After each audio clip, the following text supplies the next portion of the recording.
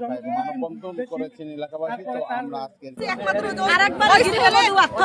কর্মচারী আর অফিসে চাকরি করবে, তাছাড়া সে নির্বাচন করবে, নির্বাচনে মানে রাজনৈতিকভাবে কিছু সমস্যা আছে, এই কারণে তার বসানো হয়েছে।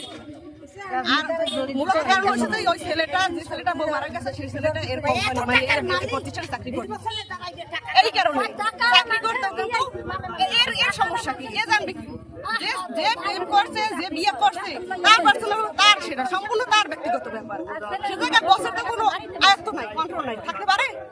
বান্ডেল থাকলে প্রতি সেনমানিতে টাকা বাঁচবে। বিকাশ সেনমানি বান্ডেল কিনে জিতুন প্রতি লেনদেনে। মামলা দেওয়া হয়েছে, মামলা আমি আর খাবার চাই।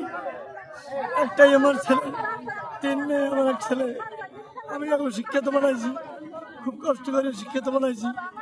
আজ বাংলা ভাঙ্গির এজেন্ট, বাংলা ভাঙ্গির এজেন্ট, তো হাসপাতালে মানুষের কিছু হয় না। এই খুব কষ্ট করে মানুষ করে যাওয়া 70 আর বাধাই দেয়, আসামিদের 70।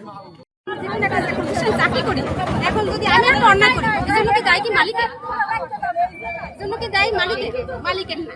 আমি মনে করি এটা মালিকের না, এর দায়িত্ব হচ্ছে আমার। আর আমি যতটুকু জানি যে সে একজন ভালো লোক, আশেপাশে যত লোক আসে তার নামে অনেক শুনি।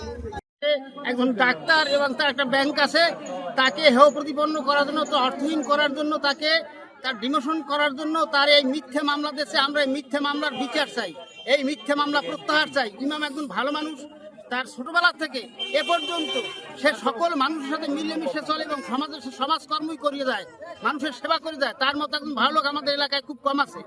বান্ডেল থাকলে প্রতি সেনমানিতে টাকা বাঁচবে। বিকাশ সেনমানি বান্ডেল কিনে জিতুন প্রতি লেনদেনে।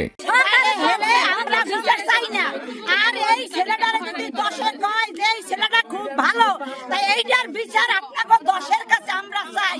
এই রোদ্দুরে আমরা আইছি, ছেলের আন্দোলনের দিকে যাচ্ছি না। ছেলের মা নাই, এক বাপের এক ছেলে, এই ছেলে মারা গেছে 3 মাস, 6 মাস হইলো তো, 3 মাস মারা গেছে, সারা কলজে শুকিয়ে গেছে। এইবার যদি এই মিথ্যা মামলা দেয়, ষড়যন্ত্র করে প্রশাসনের বিচার